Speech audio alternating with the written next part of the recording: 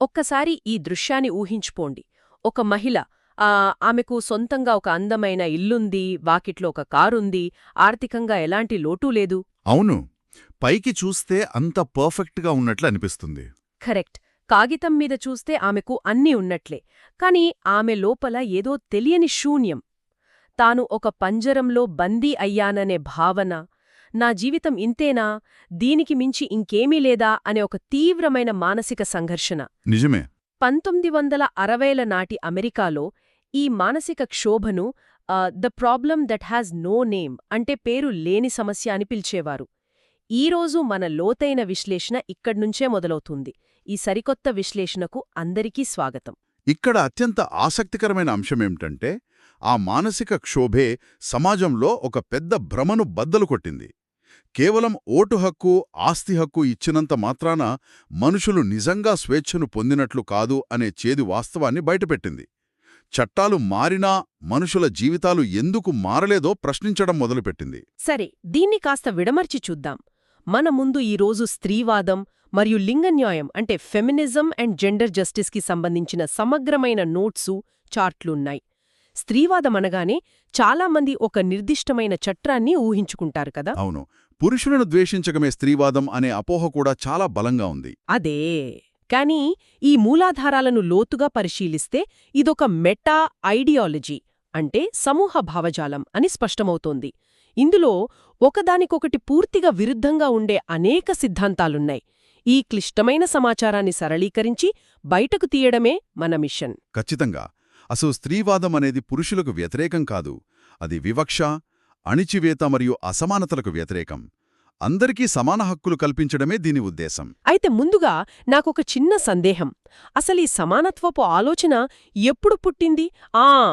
18వ శతాబ్దపు ఎన్లైటన్మెంట్ కాలం నాటి ప్రాథమిక హక్కుల డిమాండ్ నుండే ఇది మొదలైంది అంటారు కదా, ప్లేటో మరియు మేరీ వోల్స్టోన్క్రాఫ్ట్ లాంటి వాళ్ల ఆలోచనల నుండి. అవును, ఆ మొదటి దశ పోరాటాన్ని మనం లిబరల్ ఫెమినిజం అంటాం. 19వ శతాబ్దం నుంచి 20వ శతాబ్దం ప్రారంభం వరకు సాగిందిది. ఆనాటి పరిస్థితులు ఊహించుకుంటే స్త్రీకి తన శరీరంపైగాని, సంపాదనపైగాని హక్కులేదు. అంటే పెళ్లికి ముందు తండ్రి, పెళ్లి తర్వాత భర్త, యజమానులన్నమాట. సరిగ్గా అదే. అందుకే వారు ఓటు హక్కు అంటే సఫ్రేజ్ మరియు ఆస్తి హక్కుల కోసం పెద్ద ఎత్తున ఉద్యమించారు. 1893లో న్యూజిలాండ్ మహిళలకు ఓటు హక్కు కల్పించిన మొదటి దేశంగా ఎలా నిలిచిందో మన నోట్స్లో స్పష్టంగా ఉంది. వావ్! ఇక్కడ నేను ఒక చిన్న అనాలజీ వాడతాను. ఇది ఎలా ఉందంటే, మనం ఒక కంప్యూటర్లో ఆపరేటింగ్ సిస్టమ్ను అప్గ్రేడ్ చేయడం లాంటిది. సిస్టంలోకి లాగిన్ అయ్యే ప్రాథమిక యాక్సెస్ అడగడం లాంటిది కదా ఈ ఓటు హక్కు, ఆస్తి హక్కు అనేవి. చాలా అద్భుతమైన పోలిక. ఆ లాగిన్ యాక్సెస్ సాధించటం కూడా అంత సులువుగా జరగలేదు. జాన్ స్టూవర్ట్ మిల్ తన ద సబ్జెక్షన్ ఆఫ్ విమెన్ పుస్తకంలో స్త్రీల బానిసత్వాన్ని ఎలా వ్యతిరేకించారో మనం గుర్తు చేసుకోవాలి. ఇది భౌతిక బలంతో కాకుండా చిన్నప్పటి నుంచే మానసికంగా కండిషనింగ్ చేయబడిన బానిసత్వం అని ఆయన వాదించారు. అబ్బా, మానసిక కండిషనింగ్ కరెక్ట్. అంటే దశాబ్దాల పోరాటం తర్వాత చట్టపరమైన హక్కులు వచ్చాయి, సిస్టంలోకి లాగిన్ యాక్సెస్ దొరికింది. మరిక సమస్య పరిష్కారమైపోయినట్లేనా? లేదనే చెప్పాలి. ఇక్కడే చర్చ ప్రైవేట్ జీవితాల్లోకి మారుతుంది. 1960ల నాటి ఈ రెండవ దశను మనం రాడికల్ ఫెమినిజం అంటాం. ఇక్కడే మీరు కార్యక్రమం మొదట్లో చెప్పినా ఆ పేరు లేని సమస్య తెరపైకొస్తుంది కదా. బెట్టీ ఫ్రీడెన్ రాసిన ద ఫెమినిన్ మిస్టిక్ పుస్తకంలో చెప్పినట్లు అన్ని వసతులు ఉన్న మహిళలు కూడా ఎందుకు అసంతృప్తిగా ఉన్నారు అనేది పెద్ద ప్రశ్నగా మారింది. అవును, చట్టాలు మారినా ఇళ్ల లోపల ఉన్న అధికార సమీకరణాలు మారలేదు. అణచివేతకు మూలకారణం కేవలం చట్టాలు మాత్రమే కాదు, పితృస్వామ్యమనే ఒక లోతైన వ్యవస్థ అని వీరు గుర్తించారు. ఇక్కడే అసలు ఆసక్తికరమైన విషయం దాగి ఉంది. కారోల్ హానిష్ చెప్పిన పర్సనలీస్ పొలిటికల్ అంటే వ్యక్తిగతమైనది, రాజకీయమైనది అనే నినాదాన్ని మనం చూడాలి. కాని నాకిక్కడ ఒక ప్రశ్న ఉంది. చెప్పండి. ఇంట్లో అంట్లు ఎవరు తోముతారు లేదా వంట ఎవరు చేస్తారు అనేది ఒక రాజకీయ లేదా రాష్ట్రస్థాయి సమస్య ఎలా అవుతుంది? ఇది కొంచెం అతిగా అనిపించడం లేదా? దీన్ని మనం సుసాన్ మూలర్ ఒకిన్ సిద్ధాంతాన్ని ఉపయోగించి అర్థం చేసుకోవాలి. పైకి చూడడానికి అది ఒక వంటగది సమస్యలాగే కనిపిస్తుంది. కానీ దీన్ని మనం విస్తృత కోణంలో పరిశీలిస్తే అంటే కుటుంబం అనే కోణంలోనా? అవును, కుటుంబం అనేది పితృస్వామ్యాన్ని పెంచి పోషించే మొదటి ప్రదేశం అని ఆమె వివరిస్తారు. సమాజంలోని 90% ఇళ్లల్లో ఉచిత శ్రమను అంటే అన్పెయిడ్ కేర్ వర్క్ను మహిళలే చేస్తుంటే ఏమవుతుంది? ఆర్థికంగా వారు పురుషులపై ఆధారపడాల్సొస్తుంది. ఖచ్చితంగా మహిళలు చేసే ఆ ఇంటి పనికి విలువ లేకపోవడం, అది వారిని ఆర్థికంగా పురుషులపై ఆధారపడేలా చేయడం వల్ల అది ఖచ్చితంగా రాజకీయ మరియు సామాజిక అణచివెత్తే. ఒకరి చేతిలో డబ్బుంటే అధికారము వారి చేతిలోనే ఉంటుంది కదా. నిజమే. ఇంట్లో పనిచేసే వాళ్లకు ఆర్థిక బలం ఉండదు. ఆర్థిక బలం లేనప్పుడు రాజకీయ బలం ఎలా వస్తుంది? అందుకే సిమోన్ డి బోవాయర్ ఒక ప్రసిద్ధ వాక్యం చెప్పారు, ఒకరు స్త్రీగా జన్మించరు, స్త్రీగా మార్చబడతారు అని. ఇదంతా సమాజం సృష్టించిన నిర్మాణమే. వావ్! ఇది చాలా లోతైన వాదన. అయితే ఈ సిద్ధాంతాలన్నీ వింటుంటే ఇవి కేవలం పాశ్చాత్య దేశాల్లోని మధ్యతరగతి శ్వేతజాతీయ మహిళల సమస్యల్లాగా అనిపిస్తున్నాయి. మరి అందరు మహిళల సమస్యలు ఒకేలా ఉంటాయా? మీరు సరిగ్గా రెండవ దశలోని లోపాన్ని ఎత్తిచూపారు. ఇదే ప్రశ్నతో 1990లలో మూడవ దశ మొదలైంది. ఇక్కడే మన మూలాధారాలు ఇంటర్సెక్షనాలిటీ అనే భావనను పరిచయం చేస్తున్నాయి. ఇంటర్సెక్షనాలిటీ అంటే వివక్షలు ఒకదానితో ఒకటి ముడిపడి ఉండటం కదా? అవును, జాతి, కులం, మతం మరియు లైంగికత ఆధారంగా అణచివేత ఎలా మారుతుందో ఇది చెబుతుంది.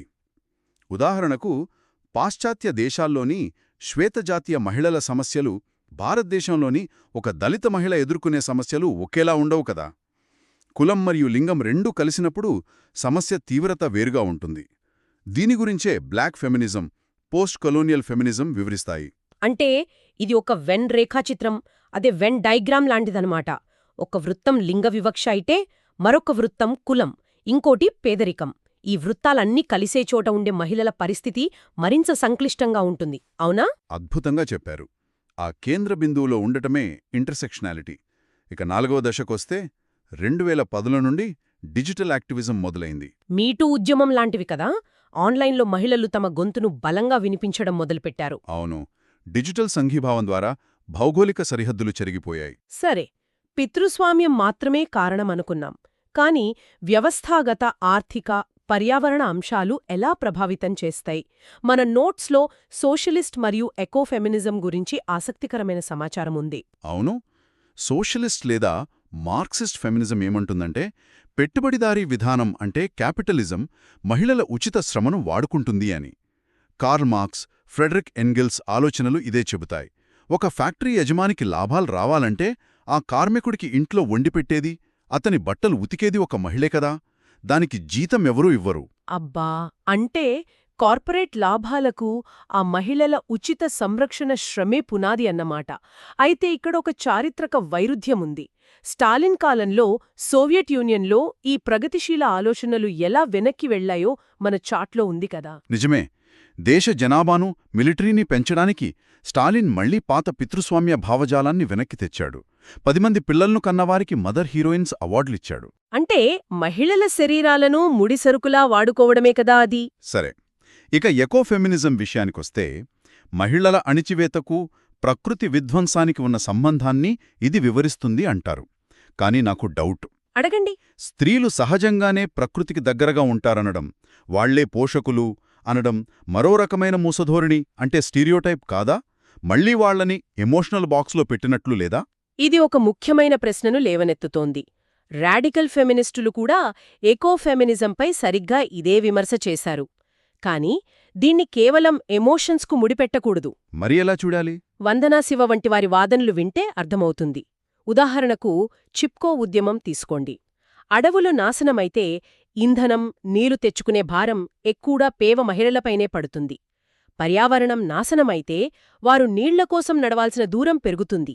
కాబట్టి పర్యావరణ పరిరక్షణ అనేది వారి మనుగడకు సంబంధించిన సమస్య. పరిమితమా లేక ఆచరణలో ఉన్నాయా అని చూస్తే ముఖ్యంగా భారతదేశంలో పరిస్థితి ఏమిటి?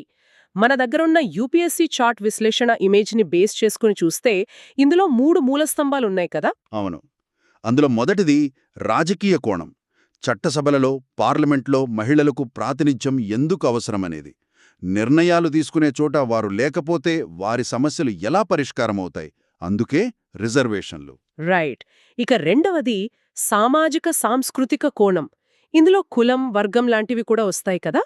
సావిత్రిబాయి ఫూలే, రాజారాం మోహన్ రాయ్ లాంటి సంస్కృతుల కృషిని మనమిక్కడ ఖచ్చితంగా గుర్తు చేసుకోవాలి. వారు మూసధోరణులను బద్దలు కొట్టటానికి ఎంతగానో ప్రయత్నించారు. ఖచ్చితంగా. ఇక మూడవది ఆర్థిక కోణం. ఒకే పనికి వేర్వేరు జీతాలివ్వడం అంటే వేజ్ గ్యాప్, మరియు మహిళలు బయట పనిచేసి మళ్లీ ఇంట్లో కూడా ఉచిత సంరక్షణ శ్రమ చేయాల్సి రావడం. అదే డబుల్ బర్డెన్. మరి దీనికి మన చట్టపరమైన రక్షణలు ఎలా ఉన్నాయి? మన రాజ్యాంగంలోనే ఆర్టికల్ 14, ఆర్టికల్ 15 చట్టం ముందు సమానత్వాన్ని, వివక్ష వ్యతిరేకతను గ్యారంటీ చేస్తాయి. అలాగే 2005 గృహహింస నిరోధక చట్టం, పని ప్రదేశాలలో లైంగిక వేధింపుల నిరోధక చట్టం అంటే పాష్ చట్టం వంటి ఉన్నాయి కదా. ఇవన్నీ లిబరల్ ఫెమినిజం యొక్క ఆచరణాత్మక రూపాలుగా పనిచేస్తున్నాయి. అంటే వ్యక్తిగతమైనది, రాజనీతిమైనది అనే సిద్ధాంతాన్ని ఇవి చట్టబద్ధం చేశాయి. కానీ ఇక్కడ క్యాథరిన్ మ్యాకినన్ చెప్పిన ద స్టేట్ ఈజ్ మేల్ అనే విమర్శను కూడా మనం మర్చిపోకూడదు కదా. అవును, రాజ్యమే పురుషాధిక్యతతో ఉంది అని ఆమె అన్నారు. చట్టాలు ఎంత ఉన్నా వాటిని అమలు చేసే పోలీస్ వ్యవస్థ, న్యాయ వ్యవస్థలో ఉన్న వ్యక్తుల మైండ్సెట్ మారకపోతే లాభం లేదు కదా. ఎగ్జాక్ట్లీ. సో ఇంతసేపు మాట్లాడుకున్నాం అంటే దీనర్థమేమిటి? స్త్రీవాదం అనేది కేవలం పురుషులను ద్వేషించడం కాదు. అది వివక్షాపూరిత వ్యవస్థలను, ఆ సిస్టమ్స్ ఆఫ్ డామినేషన్ను సవాలు చేస్తూ అందరికీ సమాన అవకాశాలు కల్పించే ఒక సాధనం. అవును, ఇది ఒక రాజ్యాంగ నైతికతను నిలబెట్టే ప్రయత్నం. ఈ అవగాహన మన పని ప్రదేశాలలో వ్యవహరించే తీరును, అలాగే మనం వార్తలను అర్థం చేసుకునే విధానాన్ని ఖచ్చితంగా మారుస్తుంది. ఇది చాలా ముఖ్యం. అయితే దీన్ని ముగించే ముందు ఒకసారి ఆలోచించండి.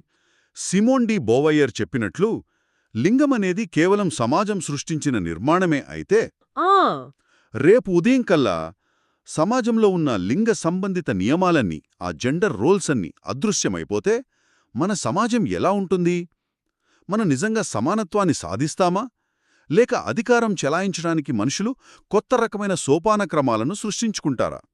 దీని గురించి అందరూ కాస్త లోతుగా ఆలోచించండి. అబ్బా, నిజంగా చాలా పవర్ఫుల్ థాట్ ఇది. మనుషులు కొత్త హెచ్చుతగ్గులు సృష్టిస్తారా లేక సమానంగా ఉంటారా అనేది ఎవరికి వారు ప్రశ్నించుకోవాల్సిన విషయమే. సరే, ఈ ఆలోచనతో ఈనాటి లోతైన విశ్లేషణను ముగిస్తున్నాం. మళ్ళీ ఒక ఆసక్తికరమైన అంశంతో కలుద్దాం.